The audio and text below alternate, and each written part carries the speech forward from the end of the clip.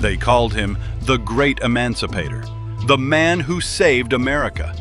But behind his powerful speeches and calm smile, dark forces were plotting his end. Most people think Abraham Lincoln was assassinated simply because he won the Civil War. But then, the truth reveals something far more shocking. I am TJ, and you are watching Timeless Biographies. Abraham Lincoln was born in a small cabin in Kentucky in 1809. He grew up in poverty, taught himself to read under candlelight, and worked as a farm boy, rail splitter, and store clerk. People laughed at his rough clothes and awkward looks. But his mind was sharp. He became a lawyer, then a congressman, and finally, the President of the United States. But from the moment he entered the White House, the country was tearing itself apart. The Southern states didn't just disagree with Lincoln, they hated him. When he won the election, 11 states broke away to form the Confederacy. A brutal civil war began, brother against brother, neighbor against neighbor. Lincoln's mission was to keep the nation united. But as the war dragged on, he realized it wasn't just about unity, it was about freedom. In 1863, he signed the Emancipation Proclamation, declaring all slaves in Confederate states free. For enslaved people, he became a symbol of hope. But for slave owners and their supporters, he became their worst enemy. By 1865, the North had won. The Civil War was over.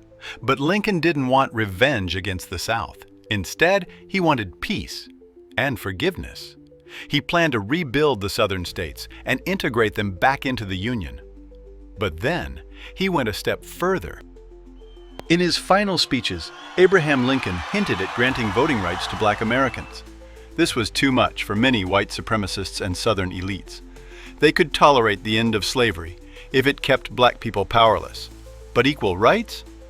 That threatened their entire way of life. John Wilkes Booth, a famous actor and Confederate supporter, was in the crowd during Lincoln's last speech. When he heard Lincoln suggest voting rights for Black people, he turned to his friend and said, "That means giving citizenship to Black people. Now, by God, I'll end him. This will be his last speech." Booth wasn't acting alone. He was part of a group that planned to assassinate top leaders to throw the government into chaos. Their targets included Vice President Andrew Johnson and Secretary of State William Seward. But Booth's mission was clear: kill Lincoln. On April 14, 1865, just days after the Civil War ended, Booth entered Ford's Theater.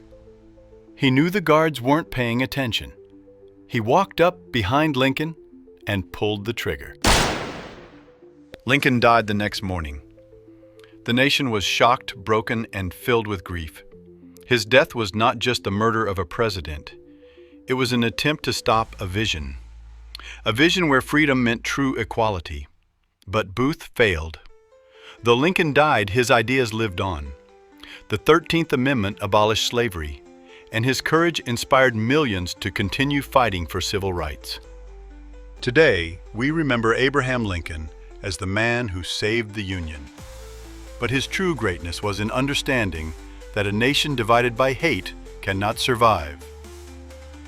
His assassination was not just an act of revenge, it was an attempt to silence progress. But history proves no bullet can kill an idea whose time has come. What do you think America would be like if Lincoln had lived longer? Tell us in the comments. And subscribe for more true stories that reveal history's darkest secrets.